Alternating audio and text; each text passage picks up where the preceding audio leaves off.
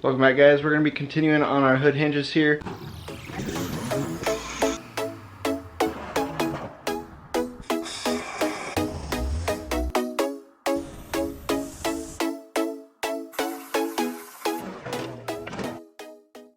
The next hurdles we have to do is get these spacers all welded in. So hopefully I machined and did my math right. These guys are going to be the standoffs for those little spacers in there. Get a little burlier and sturdier. And we are going to get our top plate where the hood actually bolts to all figured out. So as you can see, we got all our components here. And this is all the components we need minus our bushings and hardware. So unfortunately, I was hoping not to have any machine parts, but I had to machine these little guys out, spacers. So what they do is they stand off the bolt that goes in there, so there's room for that nut to go in there and be stood off away from the fender well. So these are the remainder of our parts.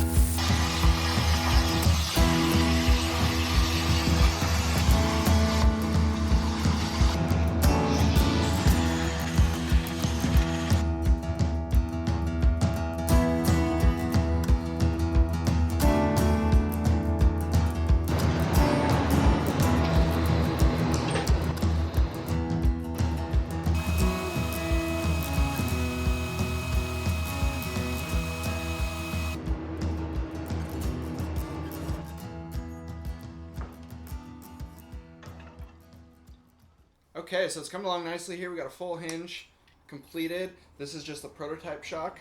So I want to get these in the vehicle, get them testing out, but I ran into a little hiccup and I've got my 60-pound gas shocks here. These are the first ones I got to try. Hopefully they will be heavy enough.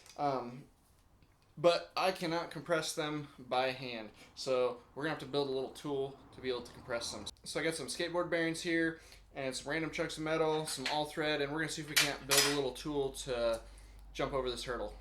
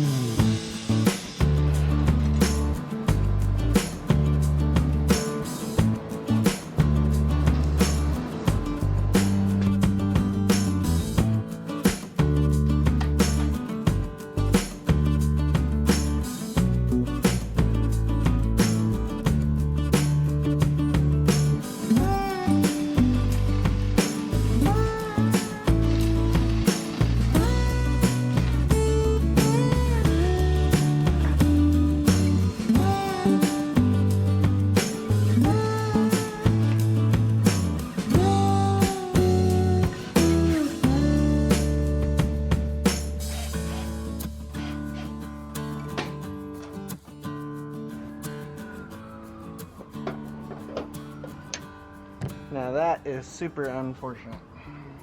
Okay, so we popped ahead a couple days now. You see in the video me trying to assemble those onto the truck, and unfortunately we ran into a little hiccup. I did not realize, so I'll show you real quick what we got going on here. So this is the setup that I had going right here, and I did not realize that this lower arm swung this far below our mounting plate, and it interfered with our outer well. So we had to go through a couple of renditions of parts, as you can see here, and now we have this setup. So as you can see, this does not swing as far below our mounting plate here. It's pretty much level or just below, whereas this one swings like an inch or so below it. So now we clear our outer well. I just went out and bolted it up, and it seems to function pretty good. The other unfortunate thing, not a huge deal by any means, was the back of this guy, this little tail here. I drew it on there and it looked cool in the drawing, and you can kind of see there's just like a little bit of a sweep on the back. It just kind of looked snazzy when I drew it up, tried to add some character, but that gets a little close to the firewall, so we're just gonna delete that. And it's not a functional, doesn't affect the functionality at all. It's just a little pretty thing that actually doesn't look that pretty when it's installed, so that's why we prototype. So what we're gonna do is we're going to cut out the second set of these lever arms to install on our passenger side one. We're gonna whip these out on our Langley systems and get them assembled, bolt the hood on, and see what she actually looks like. Main concern now is just figuring out what weight of gas shock I actually need. These are 60s, and I have a feeling I'm gonna need to jump up to 80-pound gas shocks. So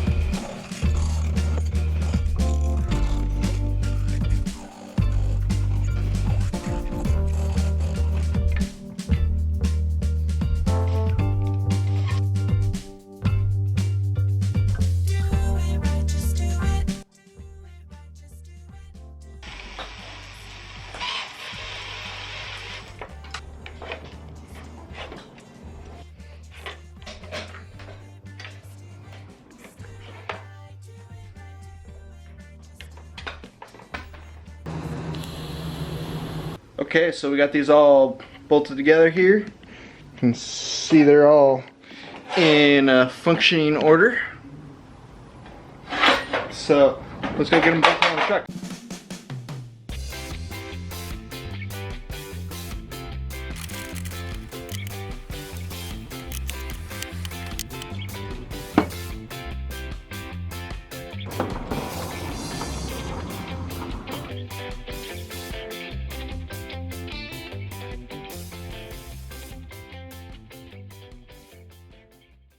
Okay, we're heading out under the hood here, and we have them installed, as you can see in the background, and they look pretty slick. Back here, see if we can get you a better view. What they're gonna look like from the inside, from the outside. We have a couple of hurdles that we've ran into. Number one being the gas shocks are not strong enough, so I had a feeling that was going to be the case. Number two, my over-centering geometry is not quite enough, so it doesn't quite hold the back of the hood down as well as it should. So I'm going to try to work some of that out and change that geometry up so that gas shock is actually pushing the back of the hood down the way it should properly. And then the other thing that appears to be, let me know if this is true or not, it appears to me that when the hinges are open, they are parallel between the base mount and the mount of the hood, but when they're closed, they actually, the geometry changes and they shift to where they're not parallel anymore. That's just what it looks like. I'm gonna try bringing these spacers in to see if that takes care of that, but my theory is maybe they do that intentionally since they were just metal on metal originally, and maybe having that geometry change as it comes down tightens it up in the back, so it locks it down tighter. I'm not sure. Sorry about this lighting. But with the precision hardware that I'm using, it does not want to twist like that, so hopefully bringing those spacers in will accommodate that, but we'll see. So make sure to subscribe. Thanks for watching, and go build something, guys.